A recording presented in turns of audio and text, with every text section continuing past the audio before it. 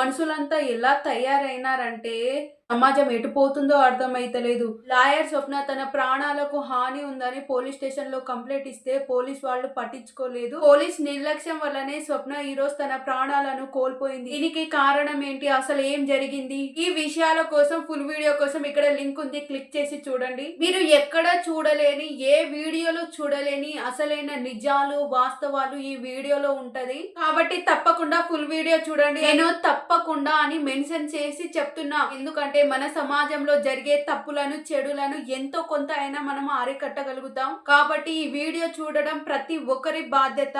అలాగే ఈ వీడియో అందరికి షేర్ చేయండి. సమాజంలో మనుషులంతా మంచి మనుషులా మారాలని, మనిషి మధ్య మంచి ప్రేమ బంధుత్వం ఏర్పడాలని నేను పోరాటం చేస్తున్నా. నా పోరాటంలో భాగస్వాములు అవ్వాలనుకునే వాళ్ళు ప్లీజ్ సబ్స్క్రైబ్ చేసుకోండి. సమాజం పట్ల మీరు బాధ్యత వహించి నాకు సపోర్ట్ చేస్తారని నేను కోరుకుంటున్నా.